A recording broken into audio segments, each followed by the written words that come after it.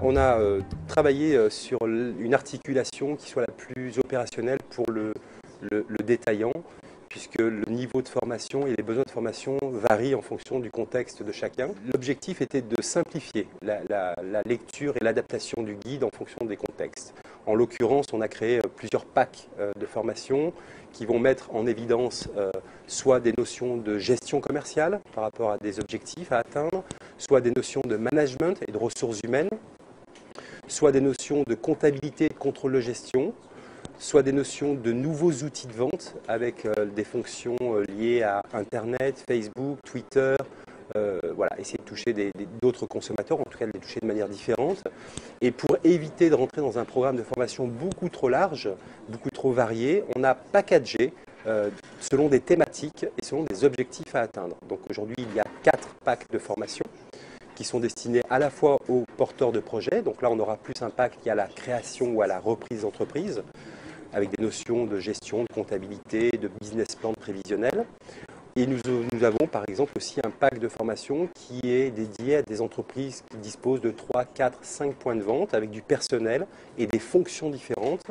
Et là, on va plutôt travailler sur le circuit de l'information à travers ce mini-réseau d'entreprises, de points de vente. On va travailler la notion d'organisation des collections en fonction de la saisonnalité ou des fonctions de ces points de vente. Donc le tout était surtout de simplifier la lecture de l'ensemble des sujets que nous adressons dans la formation. Puisque pour vous donner un chiffre, la formation aujourd'hui InfoMode représente 56 items, 56 sujets classés selon 4 catégories qui sont très rapidement la comptabilité et la finance, une deuxième partie sur la notion de gestion des ressources humaines, une troisième partie sur la notion de technique de vente et technique d'achat, et une quatrième partie qui est très importante sur la notion de mise en valeur des produits et de tous les outils à disposition dans le point de vente. L'avantage dans ce guide InfoMode d'avoir une visibilité transversale des entreprises et que la notion ou la finalité du produit, je dirais, peut tout à fait être isolée.